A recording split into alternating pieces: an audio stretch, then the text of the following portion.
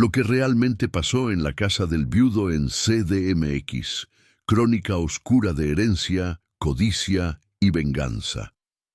En una calle de clase media en Ciudad de México, donde las jacarandas pintaban de morado las banquetas cada primavera y los coches último modelo se mezclaban con taxis viejos, estaba la casa del señor Armando Salvatierra. Era una casona de 2 pisos en una colonia cercana a la del Valle, con fachada elegante, portón eléctrico y cámaras en las esquinas, de esas que a simple vista parecían esconder más secretos que muebles.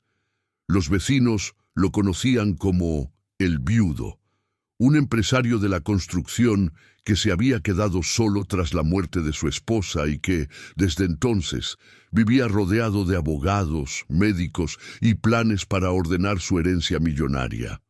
Lo que nadie veía, detrás de las cortinas gruesas y el olor a incienso caro, era cómo dentro de esa casa empezaba a gestarse una historia de codicia, humillación y venganza que no saldría en ninguna sección de sociales, pero que marcaría para siempre a quienes cruzaron su puerta.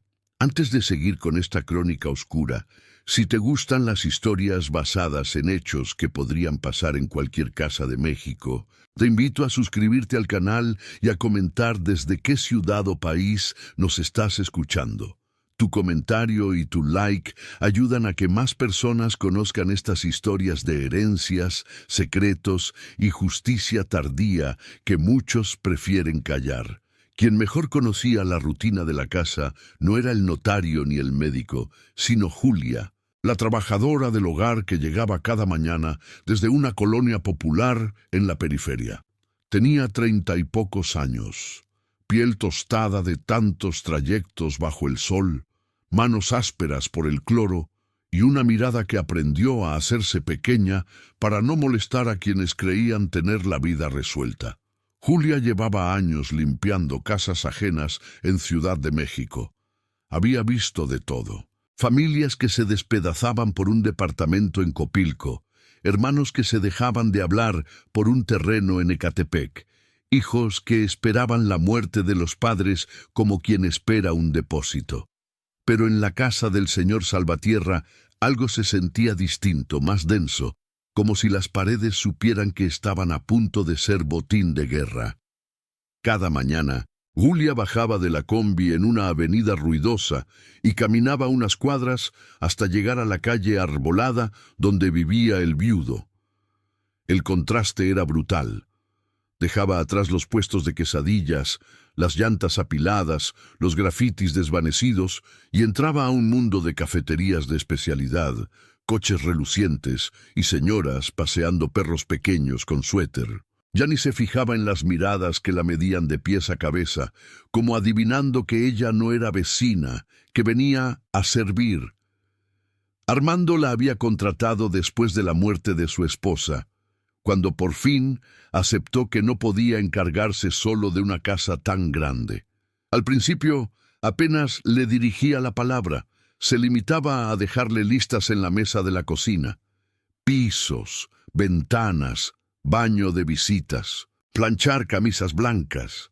Pero con el tiempo, a fuerza de coincidir en desayunos silenciosos y noches en que el viudo regresaba mareado de pastillas y whisky, la relación cambió. «Julia, ¿ya vio lo que salió de la pared del estudio?», preguntó un día, mostrándole un trozo de yeso que se había desprendido cerca de una repisa. «Es humedad, señor», respondió ella, acostumbrada a leer las casas como otros leen la palma de la mano. Cuando se dejan cuartos cerrados tanto tiempo, las paredes se quejan. Armando soltó una risa breve. «Igual que la gente», dijo, «cuando uno las deja cerradas, llenas de secretos, un día explotan». Julia no sabía aún cuántos secretos se habían acumulado ahí. Sabía de los 2 hijos de Armando, Mauricio, el mayor, que vivía en Santa Fe y trabajaba como ejecutivo en una empresa que nadie en la familia entendía del todo, y Diana, la menor, que alternaba entre viajes, yoga y proyectos artísticos que cambiaba cada año. Ninguno vivía en la casa. Venían de vez en cuando, más pendientes de papeles que de la salud del padre. Cuando los veía llegar en sus coches caros, Julia sabía que ese día tendría que caminar aún más despacio, hablar aún más bajo y aceptar que la iban a tratar como parte del fondo. «Papá, tienes que firmar esto», decía Mauricio, dejando carpetas sobre la mesa del comedor. «Luego lo reviso», contestaba Armando cansado. «No puedes seguir postergando», insistía el hijo. «Es el fideicomiso de la casa. Si algo te pasa, hay que tener todo listo». Julia escuchaba, mientras limpiaba el mueble cercano, cómo la palabra casa sonaba en sus bocas como si fuera una cifra bancaria, no el lugar donde alguien había envejecido acompañado de oxígeno, médicos y silencios.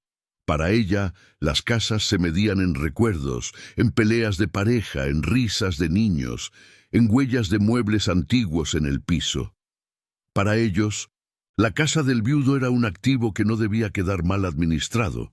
Las humillaciones eran sutiles, pero constantes. Diana nunca aprendió su nombre. La llamaba muchacha. «Muchacha, por favor no uses el baño de visitas», le dijo una vez. «Para ti está el de servicio». «Sí, señorita», respondió Julia apretando los dientes. «Y no dejes tus cosas en la cocina. Se ve mal». Mauricio era distinto, pero igual de hiriente. A veces intentaba ser amable, pero siempre terminaba recordándole su lugar.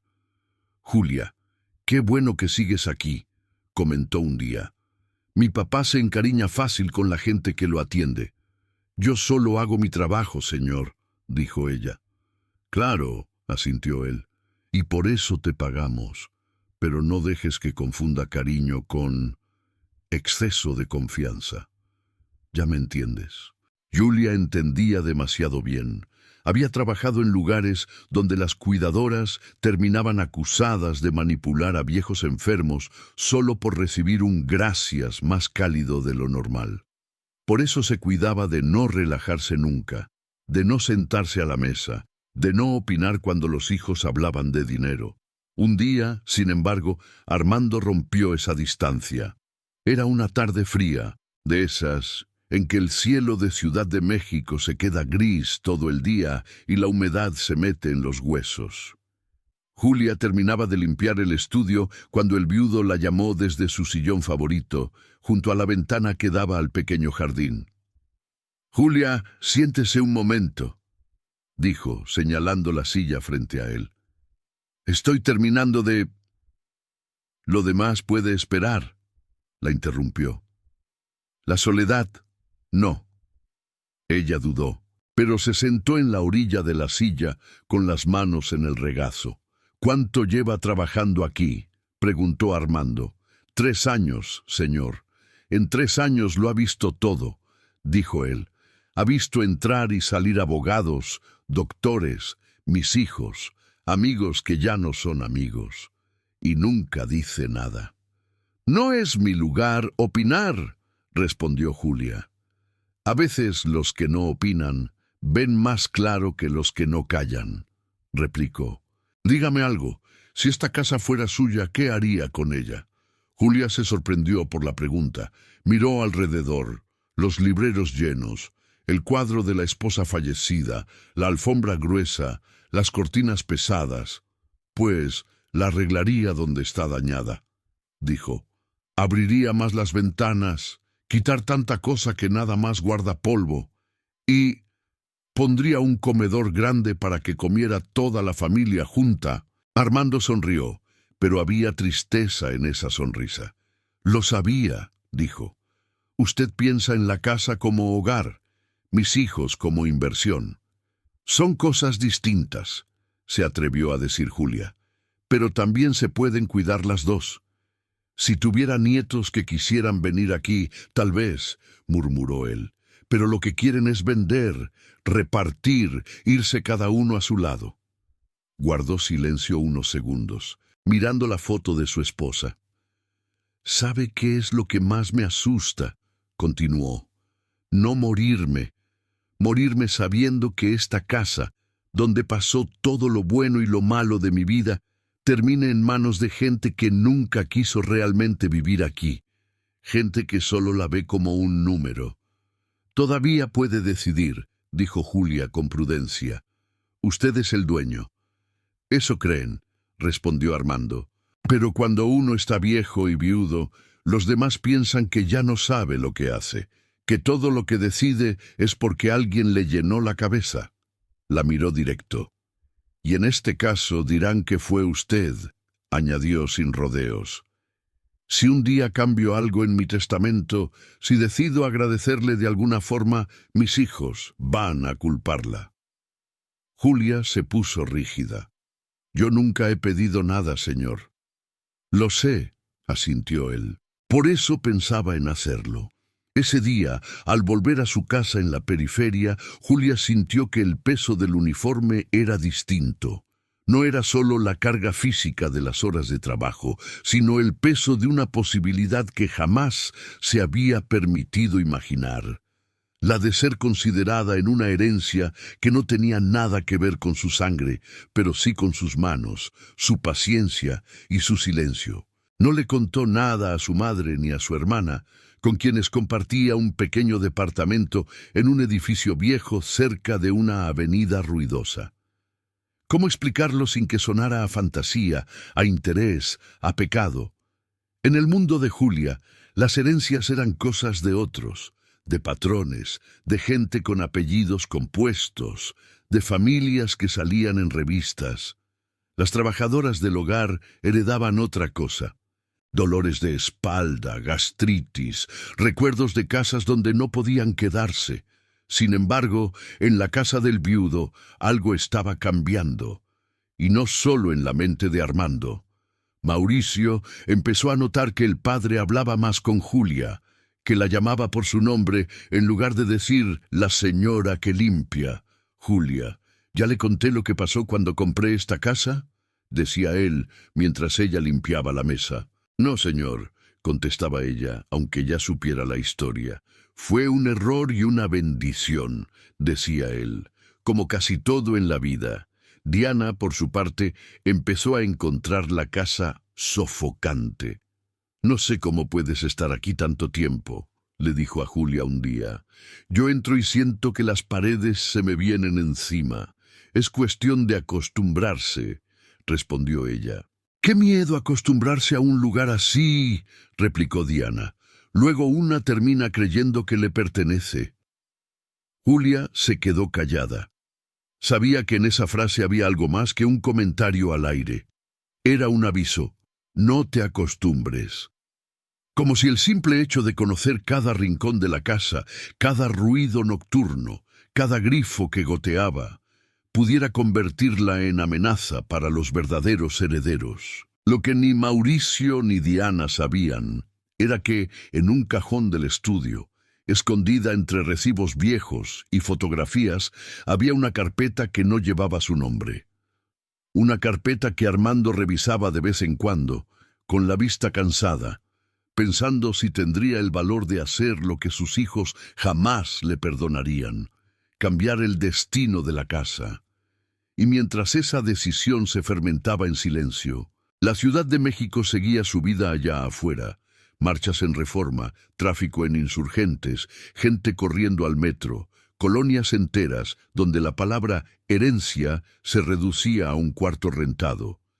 Nadie imaginaba que, detrás de una fachada cuidada y un portón eléctrico, la historia que estaba por escribirse no sería muy distinta a las leyendas de casas malditas. Solo que aquí, los fantasmas aún estaban vivos y se llamaban ambición, desprecio y miedo a quedarse sin nada. Las semanas siguientes, la tensión en la casa del viudo se hizo tan densa como el smog que a veces cubría la ciudad al amanecer. Julia lo notaba en los silencios de Armando durante el desayuno, en la forma en que revisaba una y otra vez el mismo sobre Manila, como si buscara valor en cada línea. Notaba también cómo las visitas de Mauricio y Diana se volvían más frecuentes, no para acompañar al padre a sus citas médicas, sino para ponerse al día con los trámites de la herencia.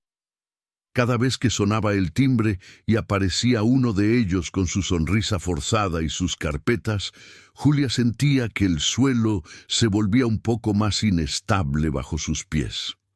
Una tarde, mientras limpiaba el comedor, escuchó voces alteradas en el estudio. La puerta estaba entreabierta y, aunque no era de las que se detenían a escuchar, el tono la obligó a frenar.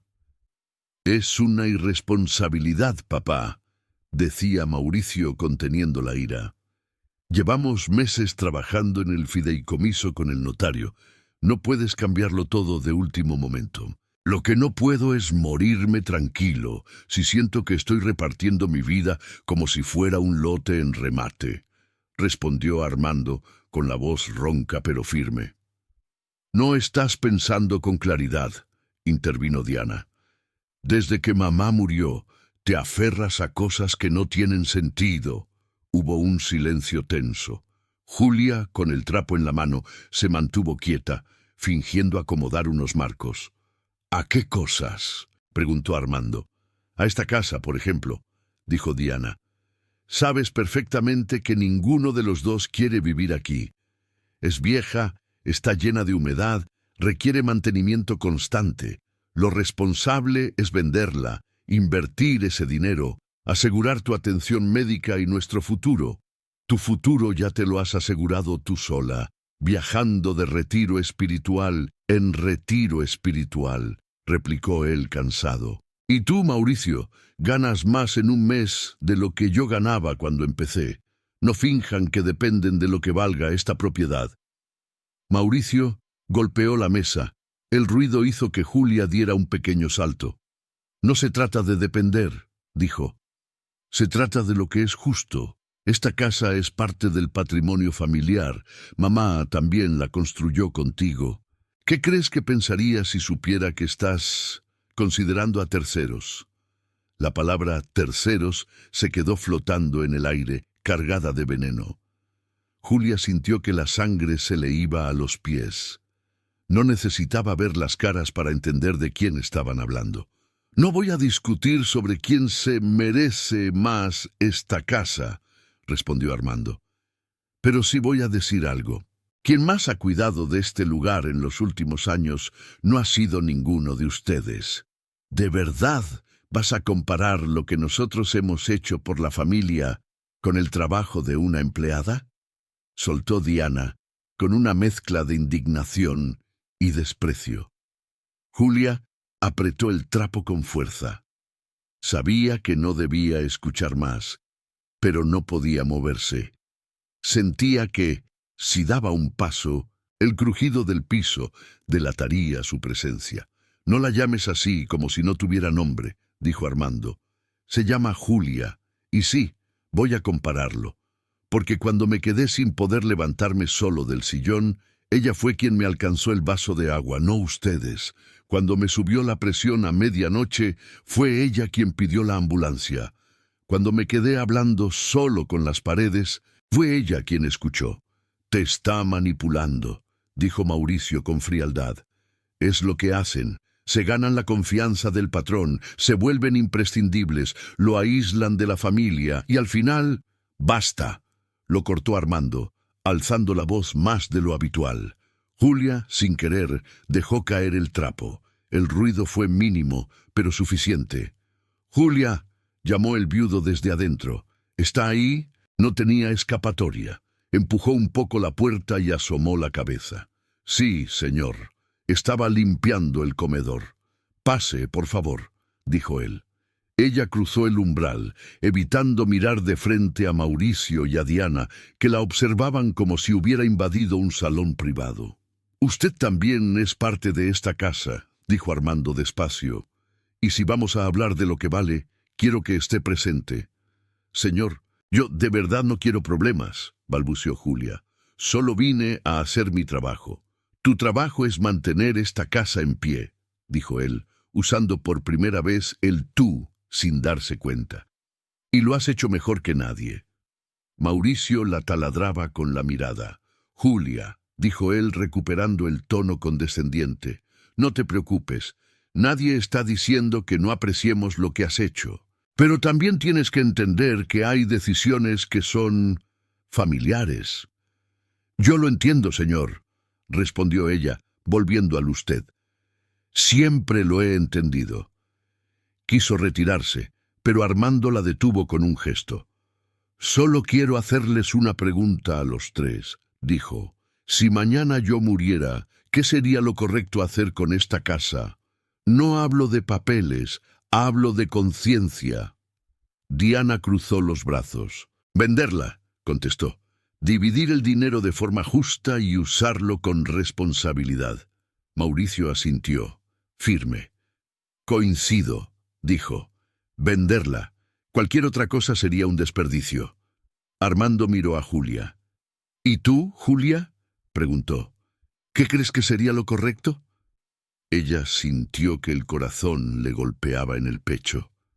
Sabía que su respuesta, por más sincera que fuera, podía volverse en su contra. Yo no soy nadie para opinar de eso, señor, dijo al fin. Solo sé que las casas guardan lo que las familias les dejan. Si la venden, se van a llevar el dinero, pero van a dejar aquí todo lo que no pudieron arreglar entre ustedes. ¿Y qué propondrías?, insistió él. Que decidan pensando en lo que les gustaría que recordaran de ustedes, dijo ella, tragando saliva. No en lo que se van a llevar. El silencio que siguió fue incómodo. Mauricio hizo un gesto de fastidio. Diana rodó los ojos. Ya escuchaste, papá, dijo Mauricio. Hasta ella entiende que la decisión es tuya. Haz lo que creas que te hará ver mejor.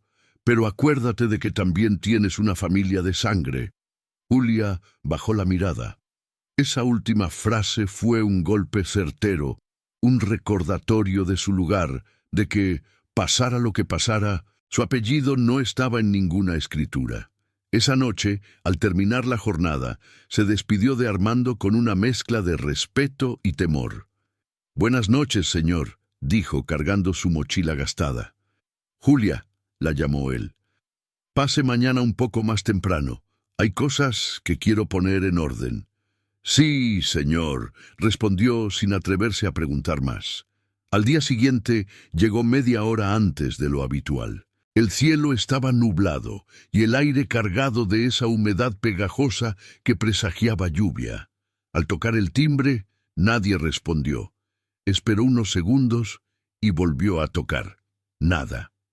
Justo cuando empezaba a inquietarse, el portón eléctrico se abrió desde adentro. Era el vigilante de la caseta de la esquina, un hombre mayor que a veces le ayudaba a cargar las bolsas. «Pásele, Julia», dijo con la cara seria. «Parece que el señor se sintió mal en la madrugada». Llamaron a la ambulancia. «¿Está en el hospital?», preguntó ella, alarmada. «No sé», respondió él. «Pero hace rato entraron Mauricio y Diana con un abogado. Me pidieron que dejara pasar solo a ellos». A Julia se le hizo un nudo en la garganta. Agradeció al vigilante y entró al patio. La puerta principal estaba entreabierta. Desde el interior se oían voces apresuradas y el sonido de papeles deslizándose sobre la mesa. Encontró a Mauricio en el comedor con la corbata floja y un café frío a medio tomar. El abogado revisaba documentos. Diana caminaba de un lado a otro con el teléfono en la mano. «Julia», dijo Mauricio al verla, «qué bueno que ya estás aquí. Te vamos a necesitar para ordenar algunas cosas». «¿Cómo está el señor Armando?», preguntó ella, directa. Diana se adelantó. «Estable», dijo, «pero lo van a dejar en observación. Tuvo un episodio en la noche, pero ya está controlado». «¿Puedo llamarle al hospital?», se atrevió a preguntar Julia. «No es necesario», interrumpió Mauricio. «Nosotros estamos en contacto con el médico. Tú concéntrate en la casa». El abogado levantó la mirada por encima de los lentes. «Disculpe, ¿es usted la señora Julia?», preguntó. «Sí», respondió con un mal presentimiento. «Necesito que firme un recibo de pago de nómina atrasada», dijo él sacando una hoja. «Es solo un trámite administrativo». «¿Nómina atrasada?», repitió ella confundida. «Pero estoy al corriente». «Son ajustes contables», intervino Mauricio. con una sonrisa que no le llegaba a los ojos. Ya sabes cómo es esto. Hay que dejar todo claro por si se presentan auditorías. Julia miró el papel. No entendía todo el lenguaje legal, pero una frase al final la heló. El firmante declara no tener reclamación presente ni futura de carácter laboral, patrimonial o de cualquier otro tipo con el señor Armando Salvatierra. Esto no es solo nómina, dijo, sin poder contenerse. Aquí dice que es una cláusula estándar, cortó el abogado, para evitar malentendidos. Diana se acercó, colocándole una mano en el hombro con fingida dulzura. Julia, confía, dijo. Nadie te va a correr. Al contrario, queremos que sigas con nosotros. Solo que ahorita todo está muy delicado y no podemos dejar cabos sueltos. Julia sintió la trampa abierta frente a ella. Recordó las palabras de Armando la tarde anterior. Mis hijos van a decir que te estoy manipulando. Recordó también la carpeta misteriosa, las conversaciones sobre la casa, las miradas desconfiadas. Firmar ese papel era, en la práctica, renunciar a cualquier reclamo futuro, a cualquier decisión que Armando hubiera tomado a su favor, si es que la había tomado. Prefiero esperar a que el señor regrese, dijo al fin. Quiero que él me explique. El ambiente se enfrió de inmediato. No estás entendiendo, dijo Mauricio con voz dura. Esto no es una petición, es un proceso normal. Y yo solo estoy diciendo que quiero hablar con mi patrón, respondió Julia, con una firmeza que ni ella sabía que tenía. No voy a firmar nada mientras él esté en el hospital.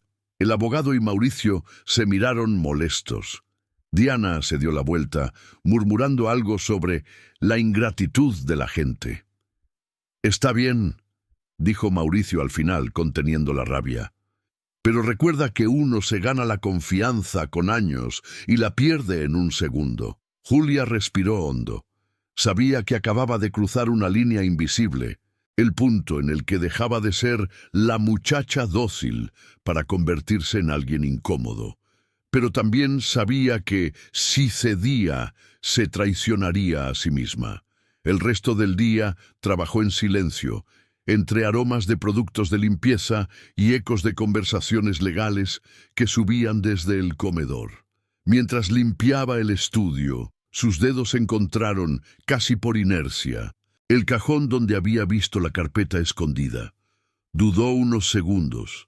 No era de espiar, nunca lo había hecho. Pero algo dentro de ella le decía que, si no entendía qué se estaba moviendo por debajo, acabaría siendo aplastada por decisiones ajenas. Abrió el cajón con cuidado. Ahí estaba, la carpeta Manila, con el nombre de un despacho jurídico en la portada. La sacó, la colocó sobre el escritorio y la abrió con el corazón latiendo a 1000. Lo primero que vio fue el título: Testamento del señor Armando Salvatierra. Modificación propuesta. Sus ojos recorrieron las líneas a toda velocidad, tratando de atrapar las palabras antes de que el miedo la hiciera cerrar el documento. Entre porcentajes, cláusulas y nombres, encontró una frase que le cortó la respiración. Se otorga el usufructo vitalicio del inmueble ubicado en... y ahí, la dirección de la casa, seguida de un nombre que nunca esperó ver en ese contexto: Julia Martínez. Se quedó quieta, como si la hubieran convertido en piedra. No entendía todos los términos legales, pero esa parte era clara. Armando quería que ella pudiera vivir en la casa mientras estuviera viva, aunque la propiedad, en papeles, siguiera perteneciendo a los hijos. No era darle la casa, pero sí era romper con todas las reglas no escritas del mundo al que ella pertenecía. ¿Qué estás haciendo? La voz de Diana la hizo dar un brinco. No había escuchado que subiera. La carpeta seguía abierta sobre el escritorio y los ojos de Diana se fueron directo al nombre de Julia en el documento. El gesto de sorpresa se transformó en uno de furia contenida. «Con razón no quieres firmar nada», susurró acercándose. «Ya viste lo que mi papá planeaba, ¿verdad?» Julia sintió cómo el piso se abría bajo sus pies. Lo que acababa de descubrir no solo explicaba la prisa de los hijos, porque ella firmara aquel documento engañoso. También la ponía en el centro de una tormenta que todavía no mostraba toda su fuerza. Y la casa del viudo, silenciosa, parecía escuchar cada palabra, como si supiera que su futuro estaba a punto de decidirse en una guerra donde el dinero, el miedo y la dignidad de una mujer humilde se iban a enfrentar sin piedad. Diana cerró la puerta del estudio con un portazo seco que hizo vibrar los ventanales. Durante unos segundos, ella y Julia se quedaron mirándose frente a frente, separadas por el escritorio y por un abismo de clase que de pronto se había vuelto también un abismo de odio. La carpeta seguía abierta, el nombre de Julia resaltando como una ofensa en medio de tantas cláusulas. Afuera, el ruido lejano del tránsito en Ciudad de México parecía apagado, como si la casa contuviera la respiración. Con razón, mi papá no quería que viniéramos cuando él hablaba contigo, escupió Diana, acercándose. Debe sentirse muy orgullosa, ¿no? Una trabajadora del hogar, a punto de quedarse con la casa donde mi mamá vivió toda su vida. Yo no sabía nada de esto, respondió Julia, con la voz temblorosa pero firme. Nunca le pedí nada a su papá. Claro, se burló Diana. Siempre dicen lo mismo. Yo solo escucho, yo solo cuido, yo solo limpio. Y cuando menos lo pensamos, ya están metidas en los testamentos. Julia sintió la humillación como una bofetada, pero también una indignación que no conocía. Había soportado años de comentarios clasistas, de miradas por encima del hombro, de instrucciones dichas como órdenes militares.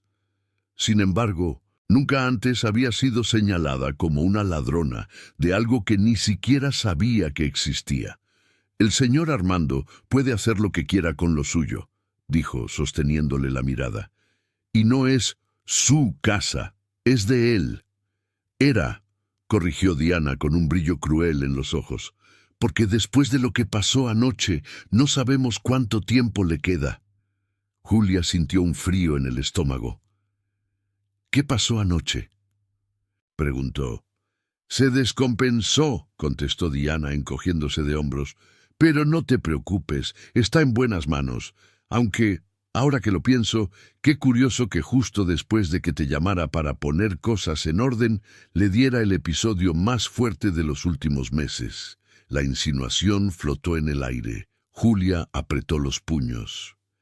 ¿Está diciendo que yo tuve algo que ver?, preguntó, ofendida. No lo sé, respondió Diana con falsa inocencia, pero cuando le contamos al doctor que últimamente solo confiaba en ti, levantó la ceja.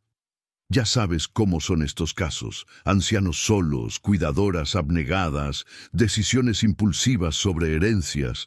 Los hospitales tienen protocolos para eso. Julia sintió que las piernas le temblaban. Nunca se había detenido a pensar que, a los ojos de otros, ella podía ser vista como una amenaza. Para ella, su vida era simple: levantarse antes del amanecer, atravesar la ciudad, limpiar, cocinar, regresar a un departamento pequeño, cuidar a su madre enferma.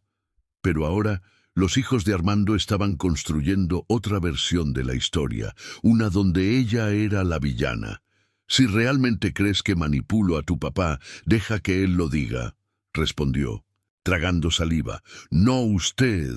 Él ya no está en condiciones de decir nada coherente, replicó Diana. Por eso hay que protegerlo de gente como tú. El sonido de pasos en el pasillo interrumpió el enfrentamiento. Mauricio apareció en la puerta con el teléfono pegado a la oreja. Sí, licenciado, entiendo, decía. Entonces, mientras no haya firma, cualquier modificación que no esté protocolizada no tiene validez plena. Ajá. Sí, lo sé, pero mi papá no está bien. Perfecto. En cuanto tenga noticias del hospital, le aviso. Colgó y clavó la mirada en las dos mujeres. ¿Se puede saber qué hacen aquí encerradas?, preguntó. Tu empleada estaba revisando documentos privados, dijo Diana, señalando la carpeta. Ya vio todo. Mauricio se acercó al escritorio, leyó rápidamente algunas líneas y frunció el ceño. Vaya, vaya, murmuró, con qué usufructo vitalicio, qué generoso se estaba poniendo mi papá. Volteó a ver a Julia, con una sonrisa helada. Por eso no querías firmar el recibo, ¿verdad?, dijo, porque ya sabías que tenías algo más grande esperando. Lo vi hace unos minutos, respondió Julia, y si no firmé, fue porque no me explicaron la verdad. La verdad, repitió Mauricio. La verdad es que tú trabajas aquí. Se te paga por limpiar, no por opinar, no por meterte en decisiones que no te corresponden, y mucho menos por aprovecharte de un hombre enfermo. Julia sintió que algo dentro de ella se rompía. No solo era la injusticia, era la forma en que borraban de un plumazo cada tarde de compañía, cada taza de té que le llevó a Armando cuando la tristeza lo doblaba, cada madrugada en que se quedó a dormir en la casa porque él tenía miedo de morir solo. Yo no me aproveché de nadie, dijo con voz quebrada pero firme. Si el señor Armando quiso agradecerme, fue decisión suya. Y si ustedes están tan preocupados por la casa, tal vez sea porque nunca estuvieron pendientes de él en vida. Mauricio dio un paso hacia ella, furioso. Cuida muy bien lo que dices, advirtió, porque en este país las palabras de una empleada doméstica pesan menos que un papel firmado. Y nosotros tenemos papeles. Julia lo miró fijamente. Y yo tengo memoria, contestó. Y sé todo lo que ha pasado en esta casa. La amenaza implícita quedó flotando. No era su estilo intimidar, pero estaba cansada de ser tratada como un mueble. Mauricio respiró hondo, tratando de recuperar la compostura. Vete a la cocina, ordenó. Sigue con tus labores, y no vuelvas a tocar nada de este escritorio. Julia obedeció. Cerró la carpeta, la dejó exactamente donde estaba y salió sin mirar atrás. Caminó por el pasillo largo, sintiendo que las paredes se acercaban. La casa que conocía de memoria ahora se le antojaba un laberinto lleno de trampas. En la cocina, el olor a café recalentado se mezclaba con el de los frijoles que había dejado en la olla desde temprano. Se apoyó en el fregadero y respiró hondo, tratando de ordenar sus pensamientos. No podía simplemente renunciar. Necesitaba el dinero. Su madre dependía de ella para pagar medicinas y consultas, pero quedarse significaba adentrarse en un juego peligroso, donde cualquiera de sus actos podía usarse en su contra. Mientras se debatía, el celular vibró en el bolsillo de su bata. Era un número desconocido. «¿Bueno? ¿La señora Julia Martínez?», preguntó una voz masculina formal. «Sí, ella habla. Le llamo del Hospital Ángeles», continuó la voz. «El señor Armando Salvatierra pidió hablar con usted. ¿Es posible que venga?». Julia sintió un vuelco en el corazón. «¿Está consciente?», preguntó. «Está estable y lúcido, pero algo agitado», respondió el hombre. «Dice que es urgente».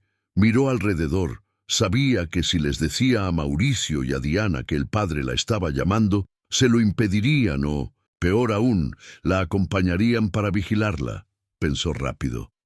«Voy para allá en cuanto salga de mi trabajo», respondió. «Dígale que no se preocupe». «Entendido», dijo la voz. «Pregunte por él en urgencias».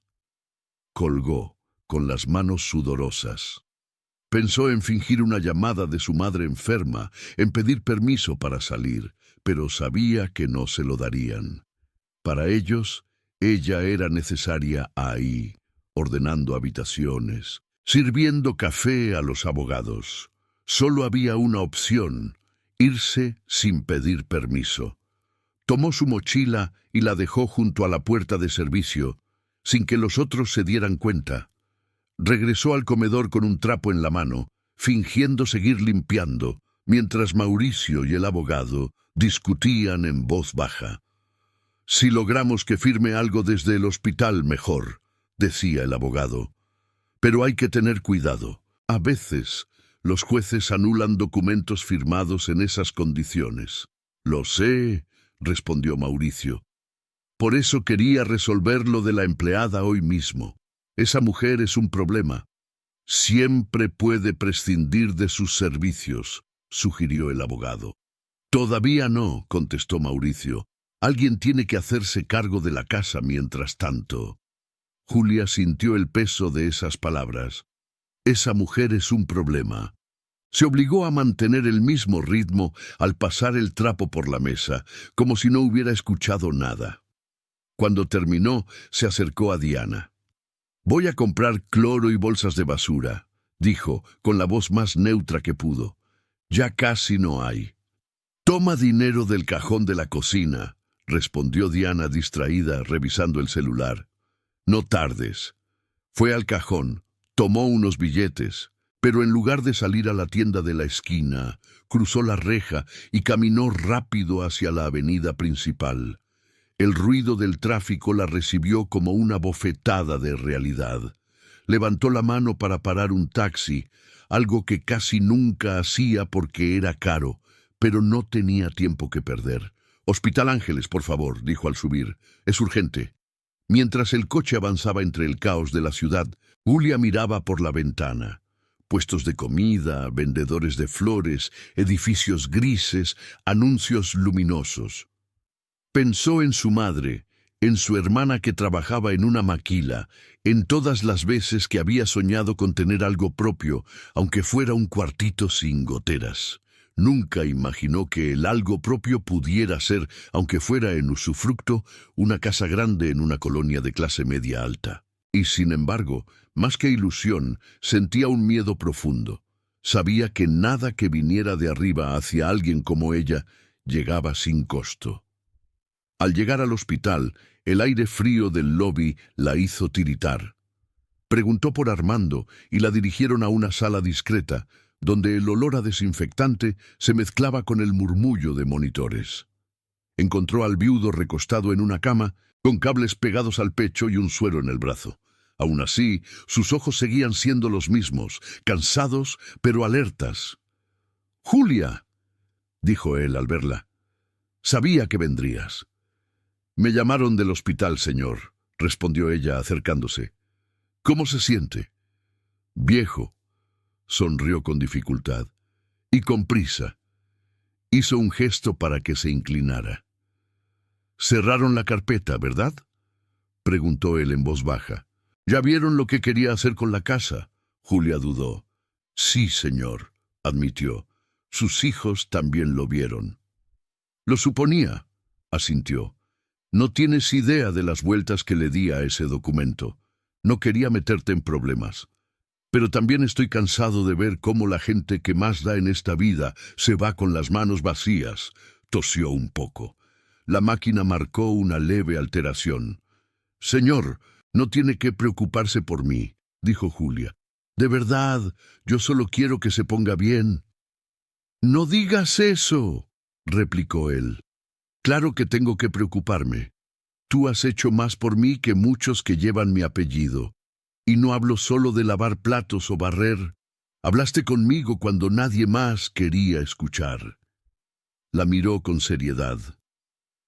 «Mis hijos te van a culpar de todo», advirtió. «Van a decir que te metí ideas en la cabeza, pero escucha bien, yo tomé esa decisión solo, ni tú ni nadie me obligó».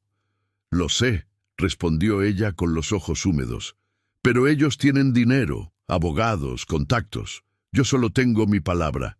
«Y la mía», dijo Armando, «y mientras pueda la voy a usar». En ese momento la puerta se abrió. Mauricio entró apresurado, seguido de Diana. Se detuvieron en seco al ver a Julia junto a la cama. «¿Qué hace ella aquí?», preguntó Mauricio furioso. «¿Quién la dejó pasar?» «Yo la pedí», contestó Armando, alzando un poco la voz. «Es la única persona que realmente tiene derecho a saber lo que voy a hacer». Mauricio se acercó al lado opuesto de la cama, tratando de sonreír. Papá, estás muy alterado, dijo. Los doctores dicen que debes evitar emociones fuertes. La única emoción fuerte aquí es tu prisa por ver qué pasa con la casa, contestó el viudo. No finjas. Diana miró alrededor, buscando al médico. Voy a llamar al doctor, murmuró. Esto no es bueno para tu presión.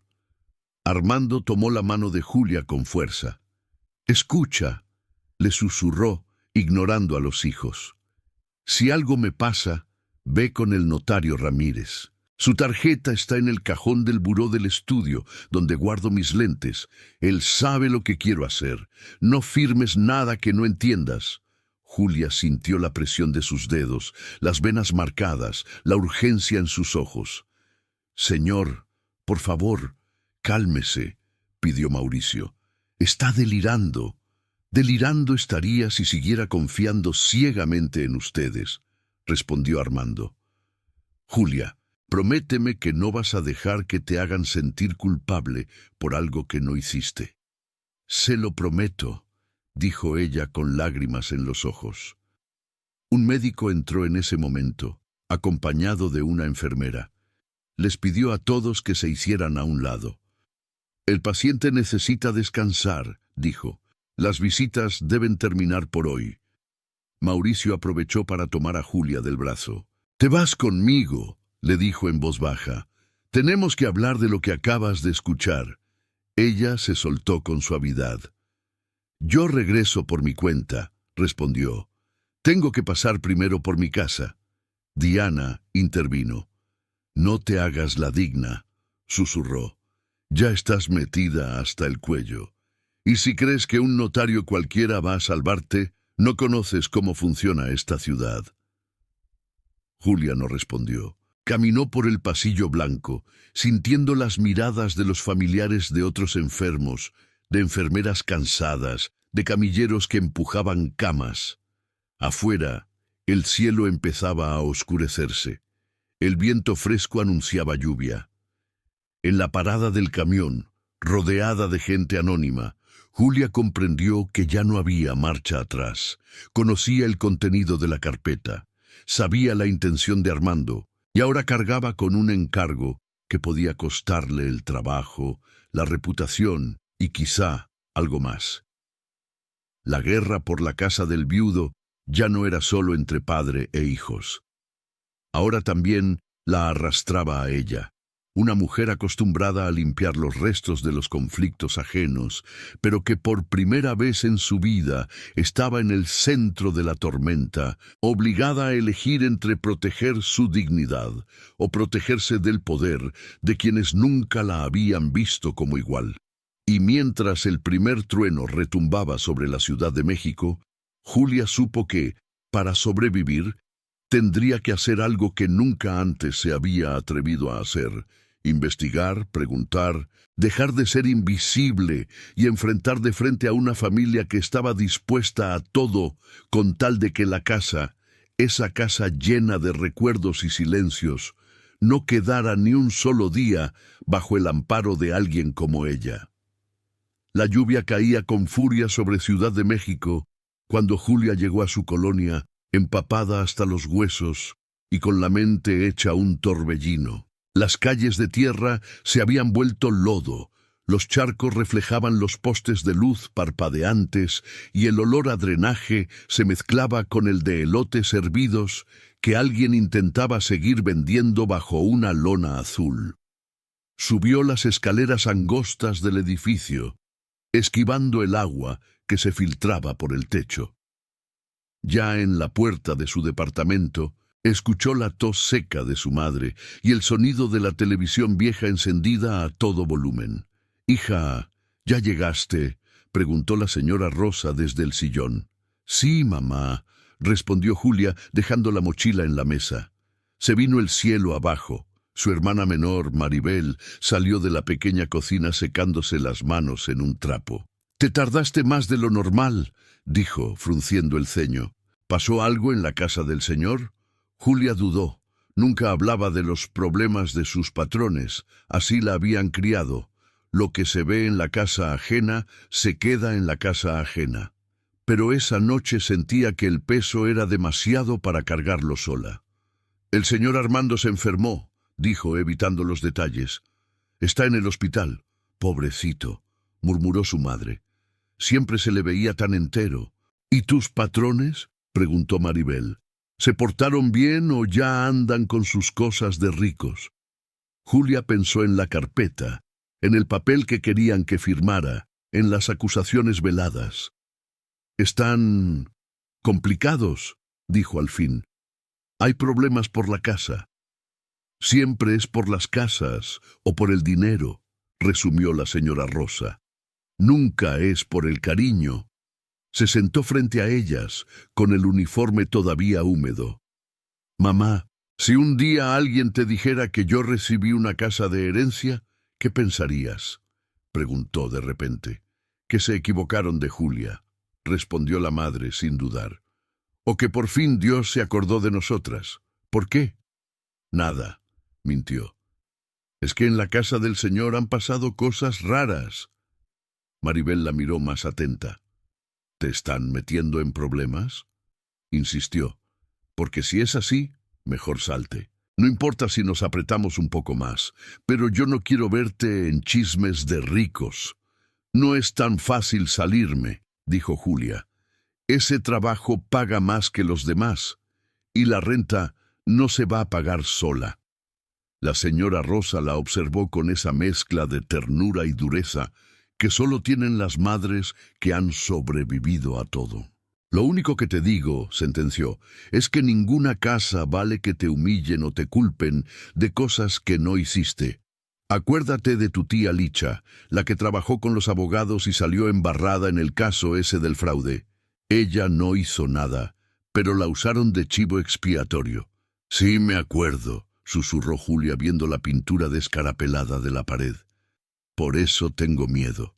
Se duchó rápido, se cambió de ropa y, antes de dormir, tomó su libreta vieja, esa donde apuntaba los pagos, las horas extra, las citas médicas de su madre. Esa noche escribió algo distinto: fechas, horarios, frases que habían dicho Mauricio y Diana, lo del recibo que querían que firmara, la llamada del hospital, las palabras exactas de Armando sobre el notario Ramírez. No estaba acostumbrada a dejar constancia de las cosas, pero algo en su instinto le decía que si la historia se torcía, nadie iba a creerle si no tenía nada más que su palabra. Al día siguiente, el cielo amaneció gris, con la ciudad oliendo a tierra mojada y gasolina. Julia salió antes del amanecer con la libreta en la mochila. El trayecto en combi fue más lento que de costumbre por los baches llenos de agua, pero ella no tenía prisa por llegar. Sabía que la esperaban caras largas. Al tocar el timbre de la casa del viudo, el vigilante la saludó con una mezcla de lástima y curiosidad. «Está pesada la cosa dentro», le susurró. «Ayer vinieron más abogados y entró una camioneta negra de esas importantes». «Gracias por avisar», respondió ella, sintiendo un nudo en el estómago. Mauricio abrió la puerta principal. Llevaba la misma ropa del día anterior, pero con la camisa arrugada y los ojos enrojecidos, aunque Julia no supo si de cansancio o de rabia. «Pasa», dijo sin saludar. «Tenemos que hablar antes de que empieces». La condujo al comedor. Sobre la mesa había más carpetas, tazas de café vacías, un cenicero con colillas aplastadas. Diana ya estaba ahí, con un vaso de jugo en la mano y el ceño fruncido. «Supimos que fuiste al hospital», empezó ella, sin rodeos. «El señor Armando me llamó», respondió Julia. «El hospital me buscó». «Lo que mi papá haga en ese estado no cuenta», intervino Mauricio. «Lo que sí cuenta es que tú saliste de aquí sin permiso, tomando dinero de la caja para comprar cloro, y no regresaste». «Con ese dinero pagué el taxi al hospital», dijo Julia. «Si quieren, se los regreso». «No se trata del dinero», respondió Mauricio. «Se trata de confianza». Julia quiso reír. «Confianza». La misma palabra que usaban cuando les convenía, pero que se volvían expertos en negar. «La confianza se perdió cuando intentaron hacerme firmar un papel sin explicarme», contraatacó. Y cuando me acusaron de aprovecharme de su papá, Diana dejó el vaso sobre la mesa con más fuerza de la necesaria. No exageres, dijo. Nadie te acusó directamente.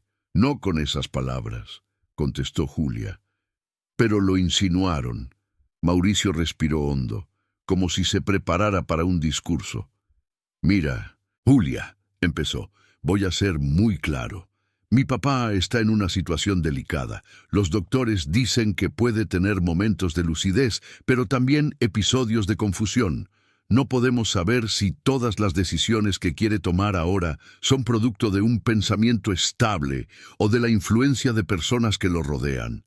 ¿Personas que lo rodean como yo?, preguntó ella. Exacto, confirmó, sin vergüenza. Y es nuestra responsabilidad como hijos protegerlo. Diana se cruzó de brazos. Por eso, añadió, hemos decidido hacer algunos cambios. Julia sintió que venía el golpe. A partir de hoy, ya no vas a quedarte sola en la casa, dijo Mauricio. Cualquier cosa que hagas en áreas como el estudio, la recámara de mi papá o el despacho, la harás acompañada por alguien más. ¿Alguien más?, repitió Julia. Una nueva administradora del hogar, respondió Diana. Llega en unos días. Es una señora de confianza, recomendada por un primo mío. Ella se hará cargo de supervisar al personal. Julia entendió la jugada. No solo querían vigilarla, querían restregarle en la cara que no confiaban en ella, para nada que no fuera lavar y barrer. Y mientras tanto, continuó Mauricio, necesitamos que firmes este documento. Sacó otro papel, diferente al de la víspera. Julia lo tomó con cautela. Lo leyó, línea por línea. Decía que aceptaba que todas las decisiones legales y patrimoniales relacionadas con el señor Armando eran competencia exclusiva de la familia y sus representantes, y que ella se comprometía a no intervenir, opinar o participar en trámites, ni en el hospital ni en ninguna otra institución. No hablaba de renunciar a reclamos económicos, pero sí de limitarla a ser personal de servicio sin voz. Si no estás tramando nada, no debería molestarte firmar, dijo Diana con aparente inocencia. Julia pensó en el notario Ramírez, en la tarjeta que aún no había buscado, en las palabras de Armando. No firmes nada que no entiendas. Lo entiendo perfectamente, dijo, y por eso no lo voy a firmar. ¿De nuevo con eso?, se desesperó Mauricio. ¿Qué parte no entiendes? Entiendo que quieren callarme, respondió Julia. Que no quieren que pueda decir nada si veo que hacen algo injusto con su papá o con lo que él quiso dejar escrito. Mauricio apretó los dientes. No te confundas, Julia, dijo acercándose. No tienes poder aquí. Solo estás complicando las cosas. Si sigues negándote, nos vas a obligar a tomar medidas. Si me quieren correr, díganlo de una vez, replicó ella. Pero no voy a firmar algo que me prohíba hablar. Diana chasqueó la lengua. ¿Ves?, le dijo a su hermano. Te dije que darle tanta confianza a la gente de servicio era mala idea. Empiezan barriendo y terminan opinando sobre testamentos. Julia sintió que la rabia le subía por la garganta. Gente de servicio que se queda callada es lo que ustedes quieren, dijo, con la voz quebrándose. Pero yo también soy persona, y si su papá confió en mí, aunque sea un poquito, no voy a traicionarlo. Hubo un silencio tenso. Mauricio tomó el documento, lo dobló con brusquedad y lo guardó. Muy bien, dijo con frialdad. Si no quieres cooperar, trabajas hoy y mañana. Al final del día, te liquidamos y cada quien por su lado. Julia sintió un vacío en el pecho. Era su sustento, el dinero que pagaba las medicinas de su madre, la renta, el transporte. Pero también entendió que quedarse bajo esas condiciones era entregarse a sus manos. «Está bien», susurró tragando lágrimas. «Me voy a ganar mi día hasta el último minuto». Se dio la vuelta y se dirigió a la cocina con los ojos ardiendo.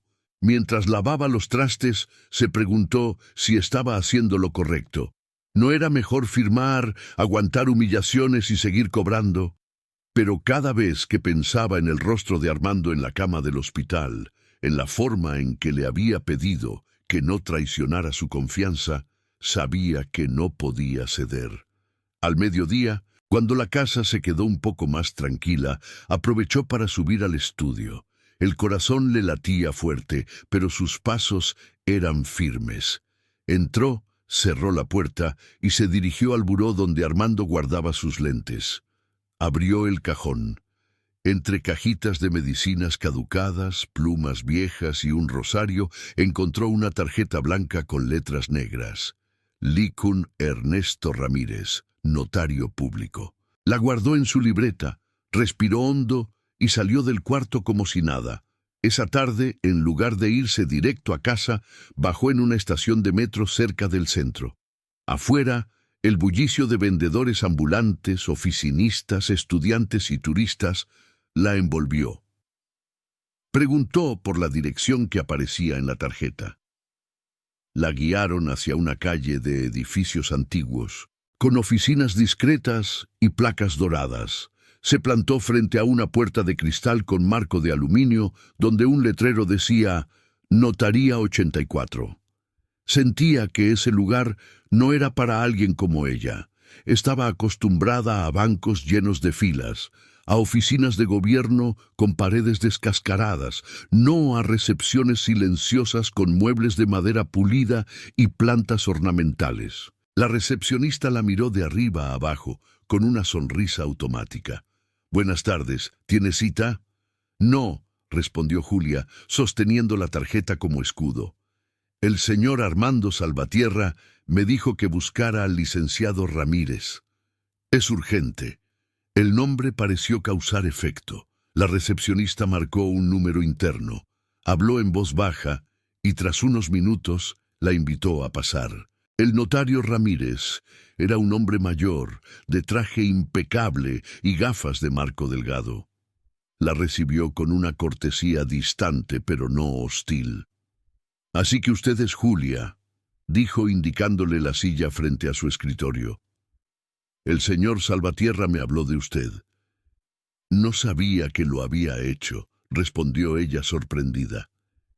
«Hace semanas», explicó él. «Dijo que quizá un día usted vendría, y que si eso pasaba, era porque las cosas se habían complicado en su casa. Veo que no se equivocó». Julia sintió una mezcla de alivio y temor. «Yo no entiendo bien de leyes, licenciado», admitió. «Solo sé que sus hijos quieren que firme papeles, que me están acusando de aprovecharme de él y que hay un documento donde aparece mi nombre junto con el de la casa». «Lo sé», asintió Ramírez. «Yo mismo redacté el borrador de esa modificación al testamento. El señor Armando quería asegurarse de que usted pudiera seguir viviendo en la casa mientras viviera, aunque la propiedad pasara legalmente a sus hijos. No es algo común, pero tampoco es ilegal». Julia jugueteó con sus manos. «¿Y eso se puede hacer aunque ellos no quieran?», preguntó.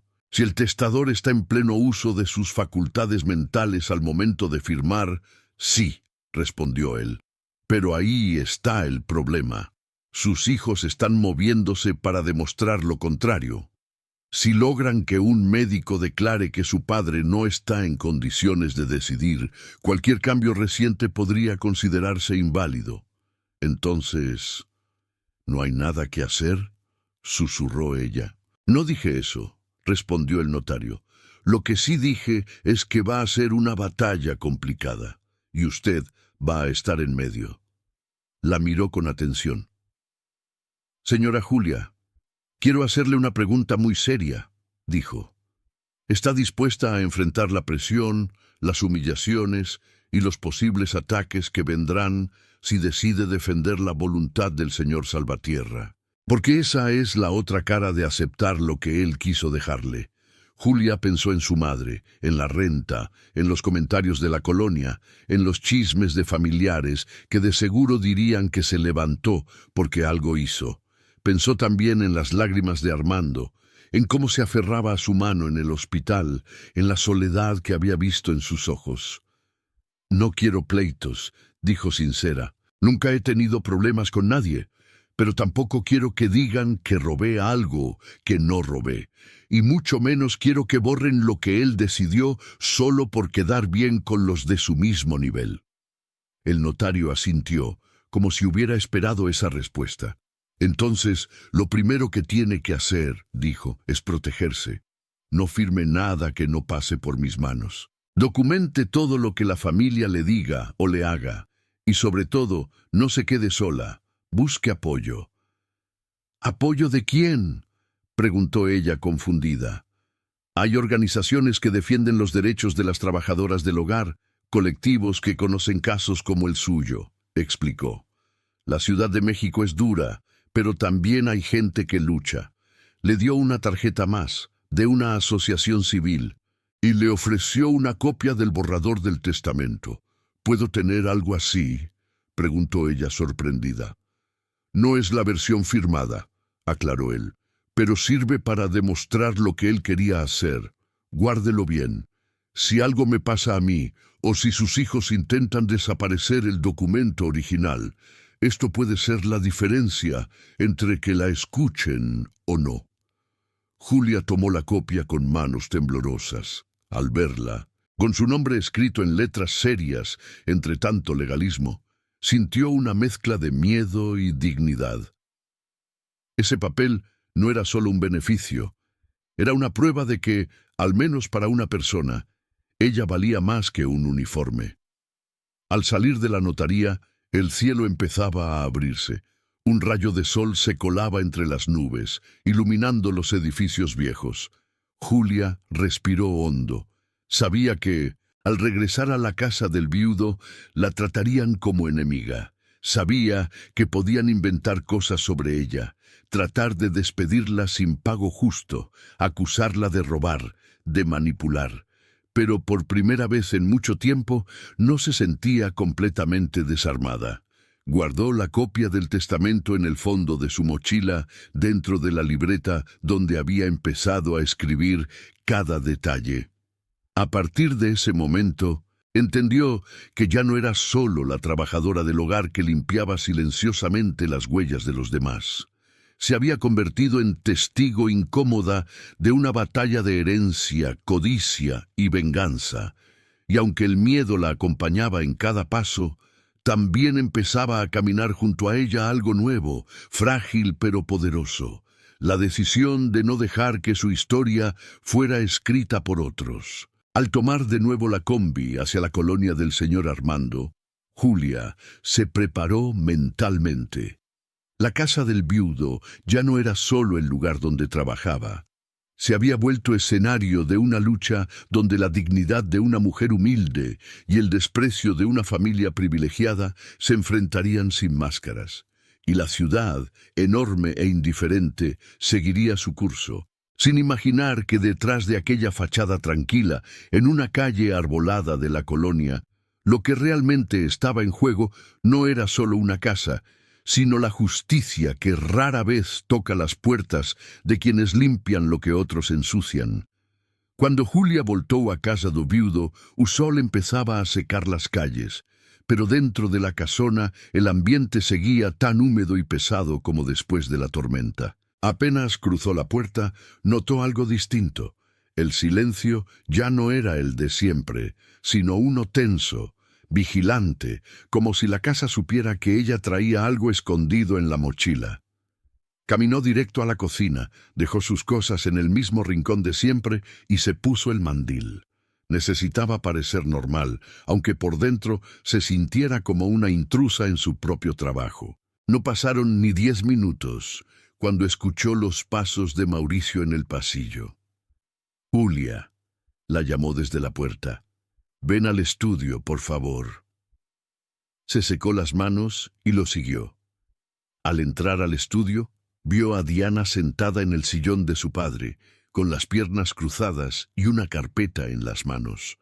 En la mesa de centro había una grabadora pequeña, de esas digitales, ya encendida. «Siéntate», dijo Mauricio, señalando una silla frente a ellos.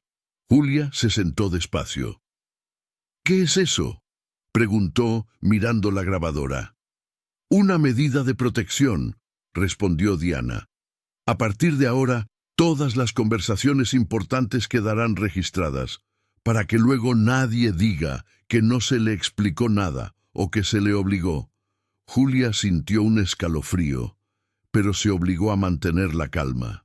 «Queremos darte la oportunidad», empezó Mauricio, «de aclarar algunas cosas. Hoy recibimos una llamada del hospital. Dijeron que mi papá estuvo muy alterado después de tu visita». «Él fue quien me pidió que fuera», respondió Julia. «Yo solo lo escuché». «No solo lo escuchaste», intervino Diana. «Le llenaste la cabeza de ideas. Nos dijo que tú ibas a defender su voluntad y que tenías instrucciones sobre un notario». Julia entendió que Armando no había perdido la lucidez, pero sí la prudencia. La culpa le pesó brevemente, aunque sabía que él había actuado por desesperación. «Yo no le llené la cabeza de nada», dijo. «Fue él quien me habló del notario». «¿Ya fuiste con él?», preguntó Mauricio directo. Julia dudó una fracción de segundo, pero decidió no mentir. Sabía que, si se contradecía y ellos encontraban pruebas, la acusarían también de engañarlos. «Sí», admitió. «Fui a verlo». «¿Llevaste algún documento?», insistió. «No», respondió. «Solo fui a preguntar qué estaba pasando». Diana se inclinó hacia adelante. «Julia, ¿entiendes que eso que hiciste es gravísimo?», dijo. «Un empleado no va por la vida consultando notarios a espaldas de la familia. Eso se llama entrometerse donde no te corresponde». «Entrometerse», repitió Julia, «es intentar que firme papeles sin decirme lo que significan.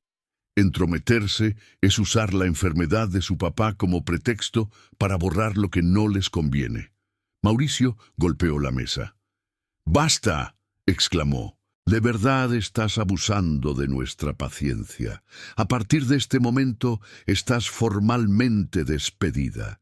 Tendrás tu liquidación conforme a la ley, siempre y cuando firmes de recibido y nos entregues cualquier documento o pertenencia que tengas que le pertenezca a mi padre». «Yo no tengo nada de él», respondió Julia apretando fuerte la mochila con los pies. «Solo la ropa que lavé. Sus cosas están donde siempre». «¿Y qué hay de la información?», añadió Diana. «Lo que sabes del testamento, del notario. Todo eso lo vas a olvidar. No te conviene andar repitiendo esas cosas por ahí». Julia sintió el miedo subirle por la espalda. Podrían difamarla, acusarla de robo, de abuso, de lo que quisieran. Tenían dinero y contactos para eso.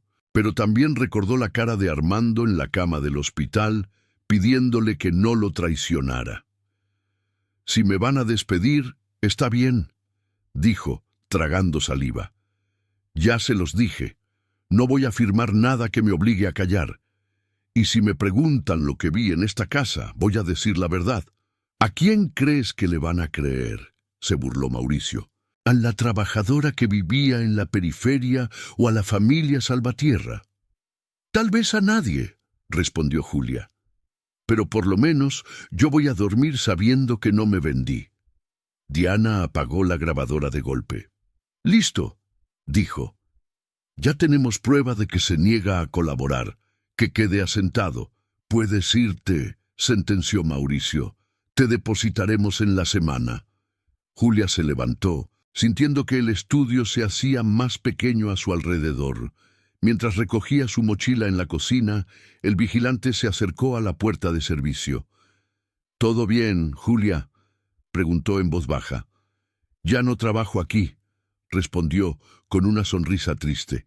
«Pero no se preocupe, la casa va a seguir teniendo historias». Salió a la calle arbolada, con el sonido del portón eléctrico cerrándose a sus espaldas, como un capítulo que se clausuraba de golpe. Caminó hasta la avenida y en lugar de tomar la combi hacia su casa, se dirigió de nuevo hacia el centro.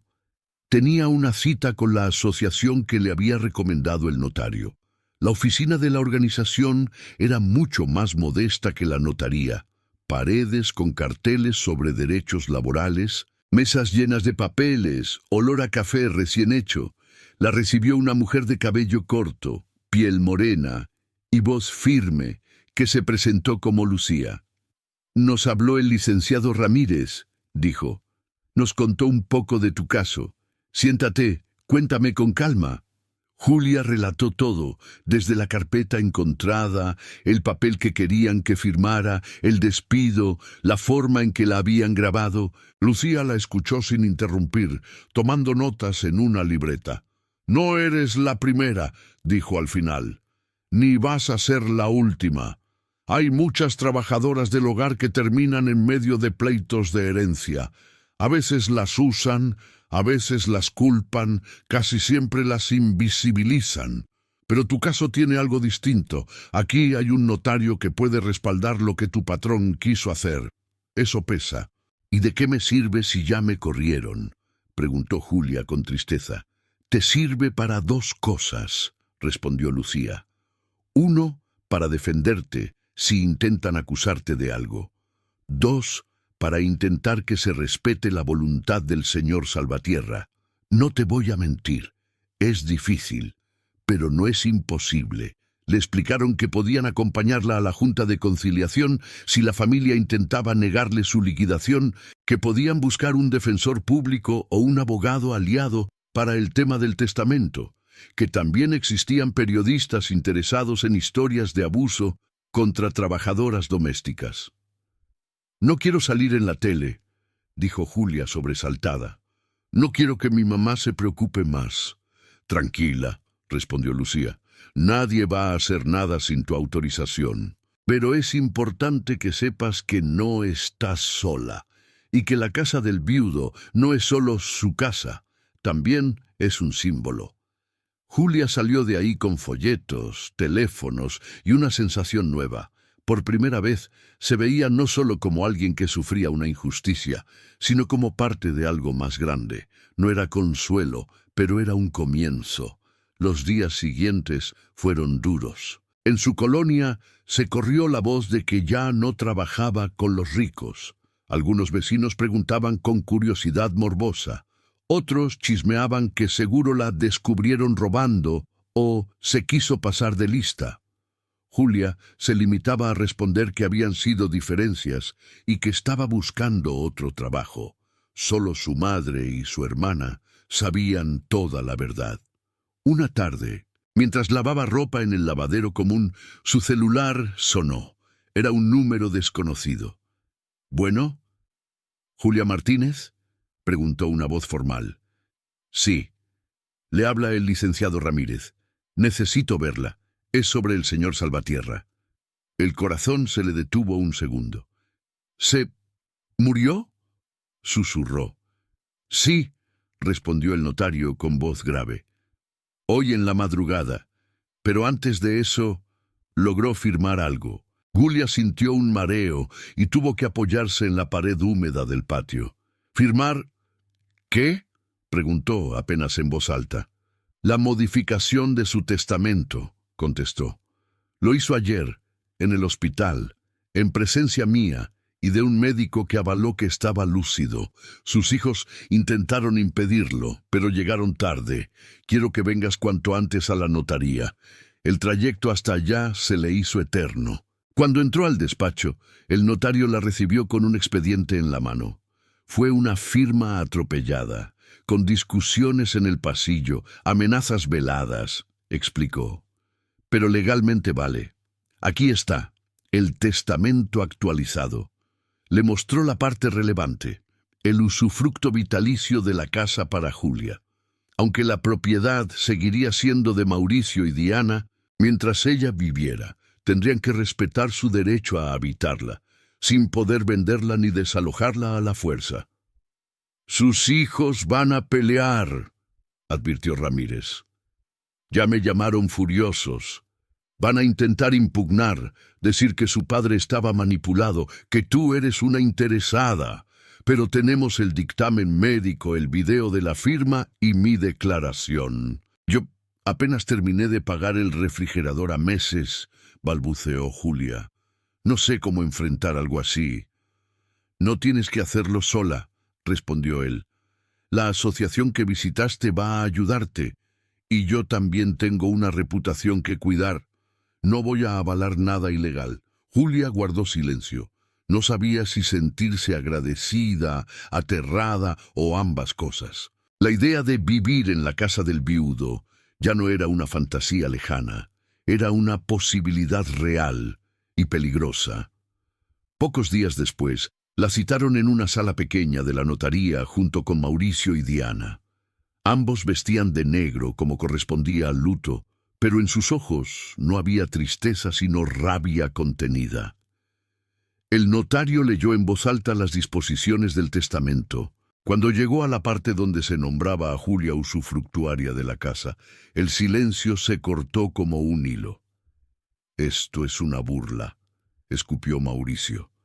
«Mi papá no habría hecho algo así en su sano juicio». «Yo estuve presente», respondió Ramírez. «Y el doctor Hernández también. Seguro esa mujer lo manipuló», añadió Diana señalando a Julia. Siempre estaba pegada a él, llenándole la cabeza. «Yo no llené la cabeza de nadie», respondió Julia temblando pero plantada. «Él fue quien me pidió que lo escuchara. Y también fue su decisión agradecerme. No me miren a mí como si hubiera robado algo. Yo no escribí ese papel». La tensión subió. El notario se aclaró la garganta. «Entiendo que están molestos», dijo. «Tienen todo el derecho de impugnar en tribunales si lo consideran necesario. Pero mientras no haya otra resolución, el testamento es válido. Eso significa que la señora Julia tiene derecho a vivir en la casa. Ustedes seguirán siendo propietarios, pero no podrán vender ni modificar el inmueble sin su consentimiento mientras ella ocupe el lugar». Mauricio y Diana intercambiaron una mirada venenosa. «Quédate con la casa», dijo Diana envenenada. «Pero recuerda que no vas a poder sostenerla. El predial, los servicios, el mantenimiento. A ver cuánto te dura el gusto». Julia inhaló hondo. «A lo mejor no puedo mantenerla como ustedes lo hacían», respondió. «Pero para mí una casa no es solo fachada, es techo, y yo sé lo que es vivir con goteras». Salió de la notaría con una copia certificada bajo el brazo. Al llegar a su colonia, su madre la miró preocupada al ver su cara pálida. «¿Qué pasó, hija?» Julia se sentó en la cama, todavía con el papel apretado en la mano. «Mamá», dijo casi sin creerlo, «el señor Armando me dejó vivir en su casa, legalmente, mientras yo esté viva». La señora Rosa se persignó entre asombro y miedo. «Eso no es regalo, es prueba», murmuró. «Prueba para ver si los de arriba dejan que una de abajo tenga algo sin querer quitárselo». Los meses siguientes fueron una mezcla rara de triunfos pequeños y amenazas constantes. Julia se mudó a la casa del viudo con su madre y su hermana, no por vanidad, sino porque el propio notario le explicó que si no ejercía el derecho de vivir ahí, los hijos podrían argumentar que no le interesaba y buscar una rendija legal. La mudanza fue humilde. Unas cuantas cajas, ropa, una televisión vieja, el refrigerador a medio pagar. Los vecinos de la colonia de clase media vieron, con ojos muy abiertos, cómo una familia que venía en transporte público entraba como residente a la casona. Mauricio y Diana hicieron varios intentos de sacarla. Mandaron cartas de despachos legales, le ofrecieron dinero para que renunciara al usufructo. Incluso enviaron inspectores del municipio a verificar supuestas irregularidades en la propiedad. Julia, asesorada por la asociación y el notario, respondió siempre por escrito guardando copias de todo. Aprendió palabras que jamás pensó que usaría. Impugnación, medida de apremio, derechos adquiridos. La presión no se limitó a lo legal. Una noche alguien rayó la fachada con aerosol, ladromada. Otra vez, Dejaron basura acumulada frente al portón. Julia sintió miedo pero también rabia. En vez de esconderse, salió con cubeta y jabón, borró las pintas y saludó a los vecinos que miraban desde lejos. «Yo no robé nada», dijo, mirando al vacío, pero sabiendo que la escuchaban. «Esto me lo dejó mi patrón por escrito, y si ustedes estuvieran en mi lugar, tampoco lo soltarían». Poco a poco, la casa empezó a cambiar. Ya no había incienso caro ni flores de lujo, pero sí risas nuevas. La señora Rosa empezó a cuidar las macetas del jardín. Maribel encontró un cuarto pequeño que convirtió en su taller de costura freelance. Julia abrió las ventanas, dejó entrar el sol, tiró cortinas pesadas que solo acumulaban polvo. Algunas tardes se sentaba en el estudio con una taza de café y pensaba en Armando. A veces le hablaba en voz baja, como si él estuviera ahí. «Cumplí, le decía. «No firmé nada que me obligara a callar. Me costó, pero aquí estoy». Con el tiempo, decidió hacer algo más. Aprovechando los contactos de la asociación, empezó a organizar reuniones de trabajadoras del hogar en la misma casa. No eran fiestas, sino talleres. Cómo leer un contrato, cómo exigir seguro, cómo documentar abusos. Al principio llegaban pocas. Luego corrió la voz. Ver a tantas mujeres que cruzaban portones de lujo todos los días, sentadas ahora en la sala donde antes solo se reunían abogados, le dio a la casa un sentido nuevo. Mauricio y Diana, al enterarse, montaron en cólera. Intentaron de nuevo impugnar el testamento argumentando que su padre jamás habría permitido que desconocidas usaran su propiedad para reuniones políticas. Pero el juez les recordó que el usufructo le daba a Julia derecho de usar el inmueble, siempre que no lo destruyera ni lo alquilara sin permiso. Los talleres continuaron. La batalla legal tardó años en resolverse por completo. Hubo audiencias, peritajes, declaraciones. Julia nunca se acostumbró a los juzgados fríos, con sus paredes altas y ecos de pasillos, pero aprendió a no agachar la cabeza. Cada vez que se paraba frente a un juez, recordaba que no solo defendía un techo, sino su nombre. Finalmente, llegó la resolución definitiva. El testamento se mantenía válido. Los jueces concluyeron que Armando había estado lúcido al firmar, respaldado por el dictamen médico y la declaración del notario.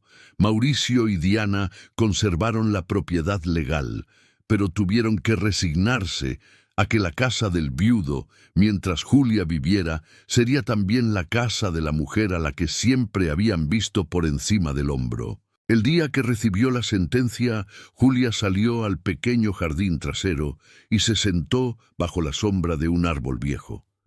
Miró el cielo azul de Ciudad de México, con sus cables cruzando como telarañas y el ruido lejano del tráfico. «Mamá», dijo, mientras la señora Rosa tejía en una silla. «¿De verdad cree que merecemos esto?»